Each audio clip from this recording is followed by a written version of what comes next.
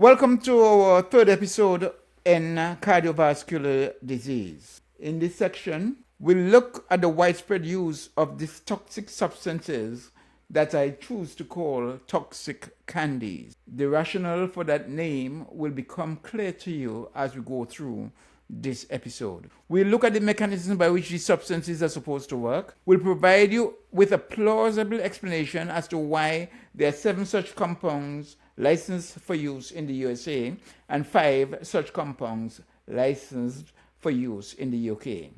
We'll look at the side effects of the use of this medication. We'll question whether or not this candy does what it says on the tin. We'll provide you with a case report of the devastation caused by this candy, and we'll look at natural alternatives which are able to perform as well as this candy but with fewer side effects. I talk about statins as this particular toxic candy. If someone has a cardiovascular event, a stroke, or even a metabolic condition such as diabetes, or blood studies suggest that their cholesterol levels are high, then as part of the medication regime, a candy called statin forms part of the treatment. These substances are reputed to increase our levels of good cholesterol whilst simultaneously reducing our levels of bad cholesterol. I hear you ask, how does it do that? We believe it does this by poisoning the activity of the enzyme in the liver known to be involved in producing cholesterol, an enzyme called HMG-CoA. The HMG-CoA reductase is an enzyme present in the liver which is responsible for the body's synthesis of cholesterol. It is believed that by changing the activity of this enzyme, there will be changes in the cholesterol synthesis. It is here that statins are believed to be able to exert their activity. Statins are universally grouped together as HMG-CoA inhibitors, meaning that they block this enzyme from working. The HMG-CoA reductase is rendered non-functional with statins. Although this is the agreed method by which these agents work, yet in the USA there are 7 different types of statins licensed for general use, while in the UK there are 5 such candies which are doing the same thing. The purists will tell you, if there are so many different compounds doing the same thing, the logical conclusion is none of them work well. Why do you choose to refer to these as candies? Listen to some figures. More than 70 million prescriptions for statins were dispensed or are dispensed in England each year. In the USA, the numbers are even higher. The annual number of statin prescriptions increased by 461 million to 818 million, a 77% increase between 2008 and 2019. So we had, in 11 years, there was a 77% increase in the prescription for these medications. With that sort of increase, the obvious conclusion is these must be working extremely well. That's the only explanation I can give why we are increasingly giving out prescriptions for that condition. I'll allow you to be your own judge when I present the data we have. I hear you ask, why such a massive increase? Surely, if the growth in the use of these drugs is so dramatic, there must be a significant impact on your health. Or does it mean that Big Pharma has been excellent in promoting this candy? What do the studies tell us? People are still dying from cardiovascular disease, even while still on statins. It is a fair conclusion that patients live longer, and hear this, patients live longer when their statins are discontinued. This is supported by the study in which patients who were moribund, that is on the brink of death, had their statins discontinued in an attempt to save money. And to the surprise of the investigators, these patients lived an additional 30 days longer than the patients who were on statins. Poisons, I hear you say? You be the judge and come to your own conclusion. Logically, I hear you ask, if statins are that useful, why are there so many varieties? They all claim to function in the same way by blocking the activity of HMG-CoA reductase. Who is at risk of acquiring this new disease? You'll recall earlier on we hinted that this hypercholesterolemia seems to be a man-made disease. We had the diagnosis, or the basis for the diagnosis, being changed over a period of time from a level of 240 then to 200, and now it's down to 180. So there is a moving goalpost, which is typically not associated with a disease. If there's a disease, there's a fixed definition as to what causes that disease. Not today it is X, tomorrow it's Y. There's a fixed definition, because you want whoever is exposed to that to a patient with that condition for them to come up with the right diagnosis. But if you continue to change the goalpost, so to speak, today we are told it's 240 and in men, tomorrow we're told it can involve women also, and it's 200 in both sexes. The question is, where are we? Are we going to call it hypercholesterolemia or some other disease? So it seems as if this disease is man-made. It is now felt that high cholesterol is the forerunner to heart disease as well as other diseases. After all, after the cholesterol consensus in 1984, the defining parameters changed and was defined as any man or woman whose cholesterol level was over 200. The new definition of hypercholesterolemia was then born based on this new value. Patients would receive these toxic candies as lifelong medications. More recently, the numbers have been reduced from 200 to 180. So we have moved from 240 to 200 and now to 180. We talk about heart disease and cholesterol. If cholesterol is a forerunner to cardiovascular disease, then patients with cardiovascular disease should have an elevated level of cholesterol, and patients on statins would not be expected to have cardiovascular events. That's just common sense logic. If you're treating this condition with statins and you expect some sort of response, and if you're saying that the reason for treating them with statins is to reduce the risk of cardiovascular events, and yet still they're having cardiovascular events, the question I need you to ask yourself is, have we gotten it wrong? 75% of heart attack victims do not have dangerously high levels of bad cholesterol. Frightening, isn't it?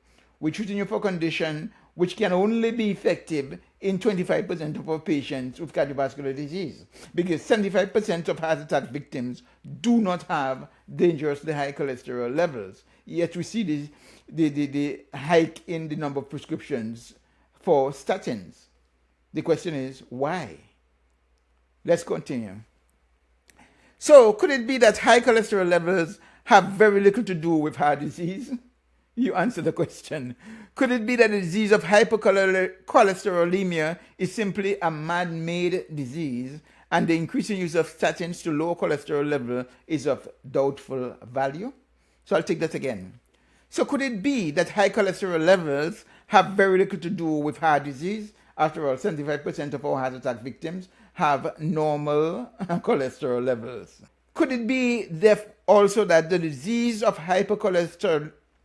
Could it be, therefore, that the disease of hypercholesterolemia is simply a man-made disease, and the increasing use of statins to lower cholesterol levels is of doubtful value? Are there any concerns with the use of statins? Sure, let's talk about them. Side effects vary between different statins, but common side effects include simple side effects with which one can cope, such as headaches, dizziness, feeling sick, and unusual fatigue and weakness. More serious side effects include muscle pains, sleep problems, low platelet counts, digestive problems such as constipation, diarrhea, and excessive passage of wind or flatus. But in addition to that, there are also other side effects. Among them would be muscle weakness or myopathy, loss of sensation or tingling in the nerve endings of the hands and feet, what we call peripheral neuropathy, tendon problems.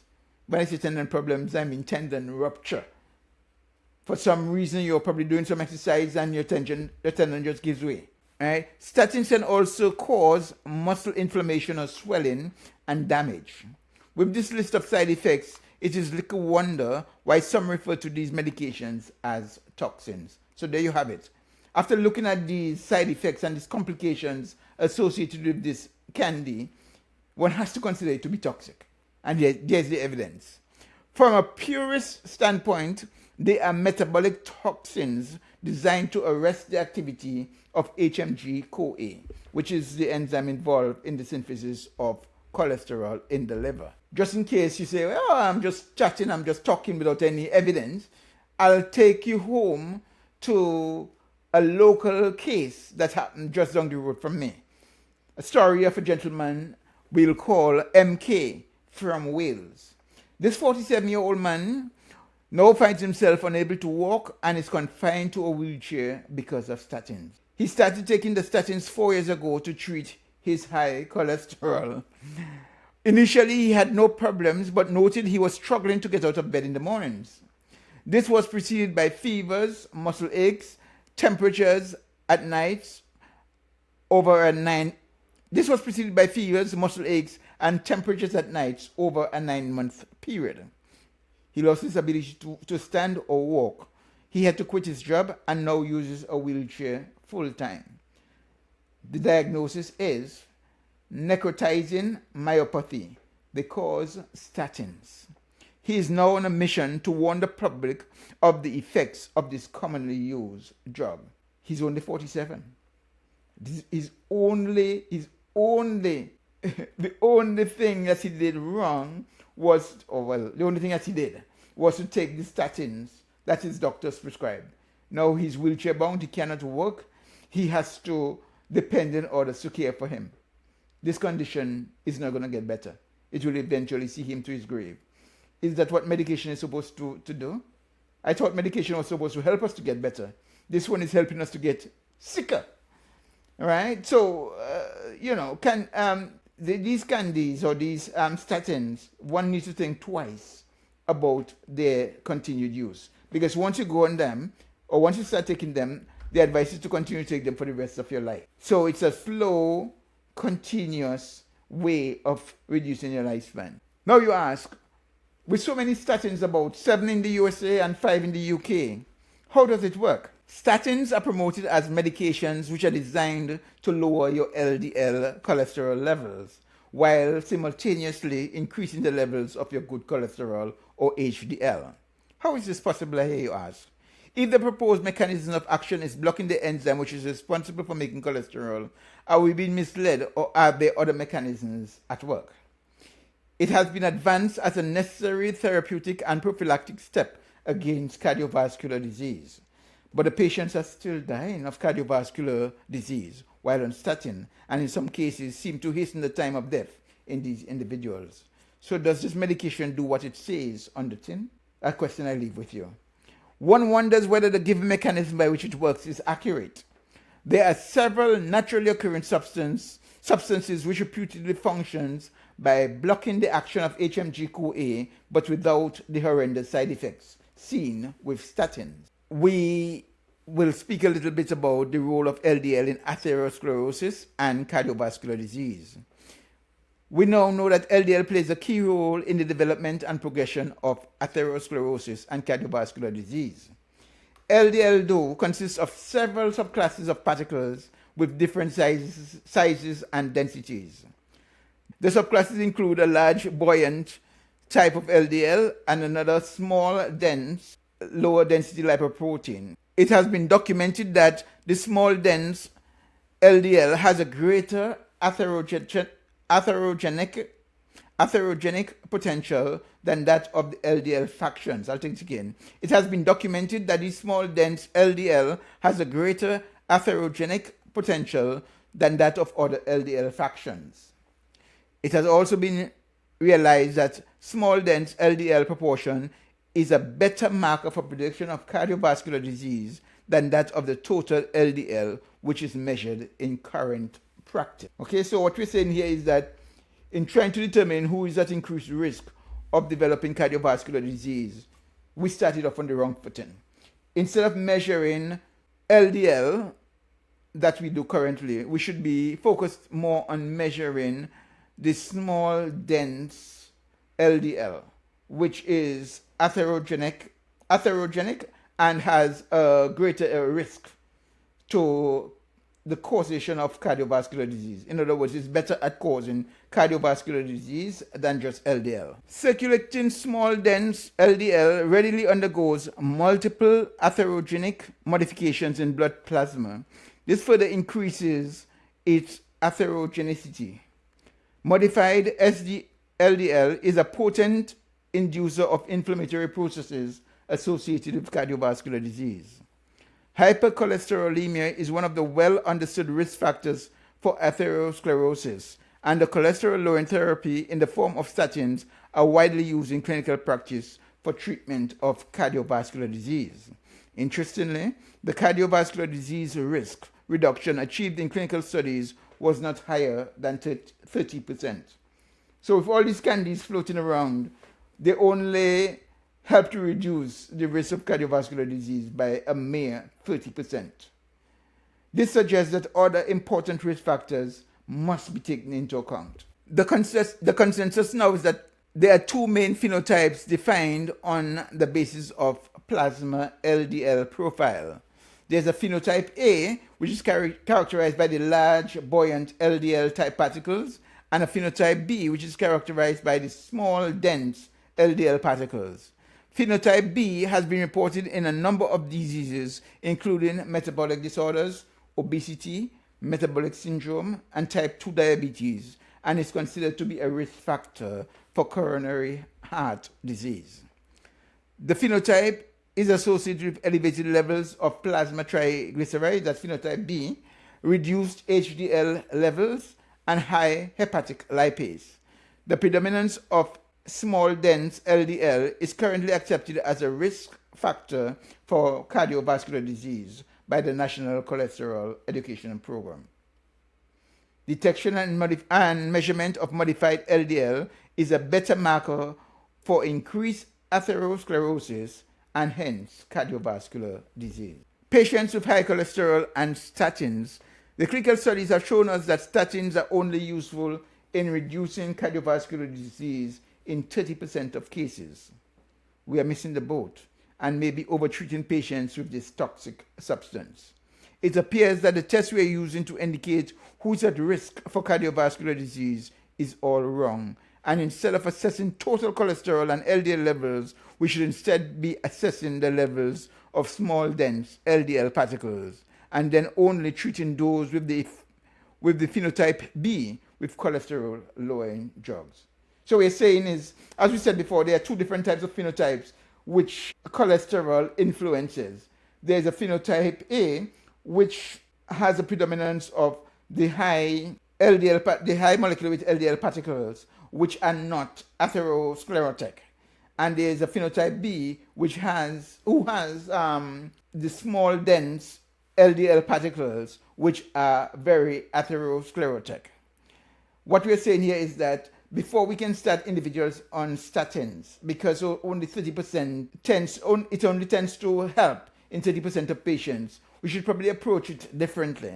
That is by trying to identify the patients who are phenotype Bs, that is, they have the high density of small, dense LDL particles, and treat those with the statins as opposed to a blanket treatment for anybody who has cardiac disease or who has hypercholesterolemia or who has diabetes, who had a cardiac event and so on. So through that, we'll probably get a better usage of the drugs and more success. This then may improve the efficacy of our statins. Alternatively, we may be better served with the use of less toxic substances that block the modification of these small, dense LDL particles that reduce our levels of cholesterol and more effectively reduce the threat of cardiovascular disease without the side effects seen in statin. So we talk now about tips to lessen our cholesterol load.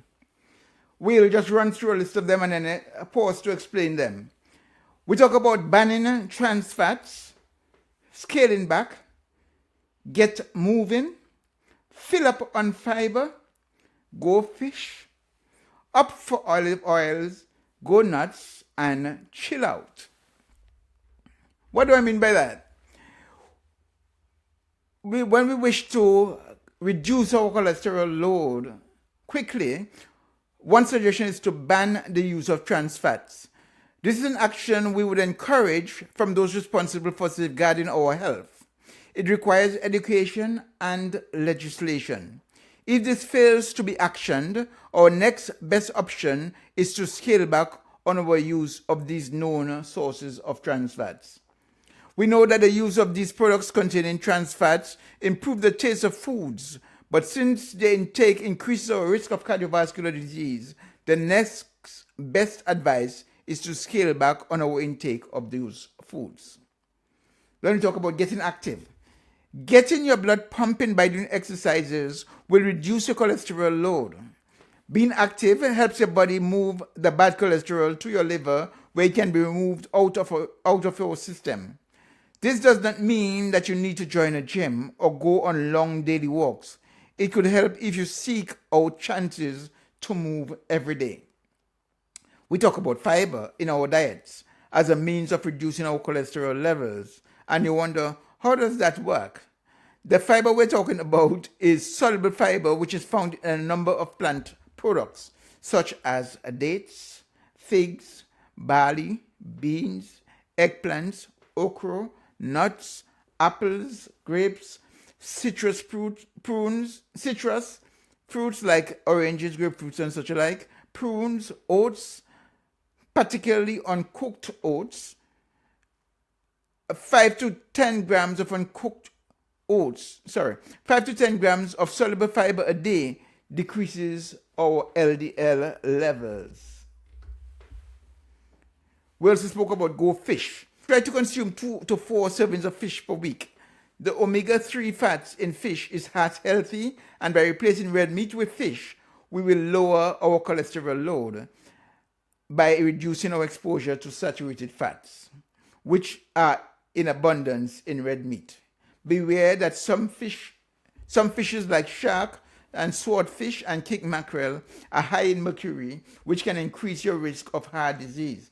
By virtue of the fact that they're heavy metals, they can in fact increase your risk of heart disease. So the advice would be to choose wild salmon, sardines, and bluefin tuna. Talk about opt for olive oil. Substituting olive oil for butter may reduce your LDL cholesterol by as much as 15%. The good fats in olive oil benefits your heart. Extra virgin oil is preferred because it is less processed and contains more antioxidants, which helps prevent diseases.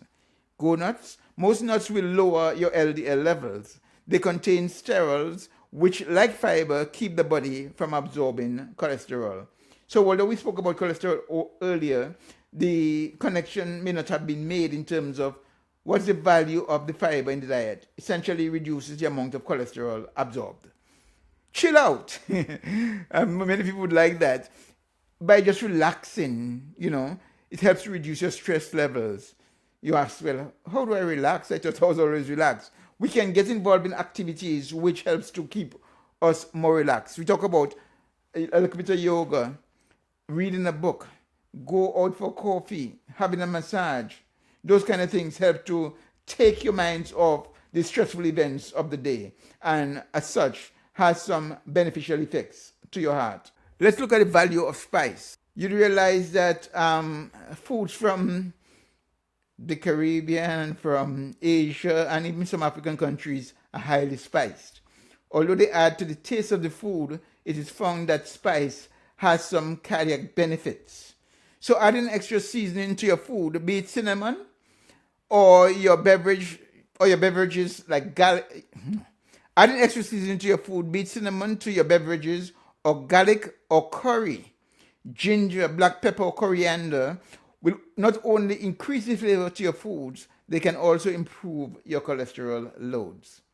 Research that eating a half to 1 clove of garlic each day could lower your cholesterol by as much as 9%. The avoidance of cigarette smoke is also helpful in this fight. People who stopped smoking were able to see a rise in their good cholesterol by about 5% in 1 year. So if you're there smoking has a tremendous number of ill effects on your body, on your general health, and even more precisely on your heart health. Even by stopping smoking for 1 year, you can improve your good cholesterol levels by as much as 5%. Breathing in secondhand smoke every day can also increase your levels of bad cholesterol. So if you stop smoking, even primary smoking reduces your levels of the bad cholesterol. By stopping for 1 year, you reduce your levels of the bad cholesterol and improve your level of the good cholesterol by about 5%. But secondhand smoking is not without blame, because secondhand smoking can also lead to an increase in your levels of the bad cholesterol, or LDL. So, is there any substance we can take to reduce our cholesterol levels without having the sort of heinous side effects of statins? We talk about bergamot, polycosanol, red yeast extract, pomegranate juice, reishi mushroom, all have been confirmed to reduce your LDL cholesterol levels. And I'll spend a little time talking about each preparation in turn. Bergamot, which is chock full of powerful compounds which work better than statins without the horrendous side effects.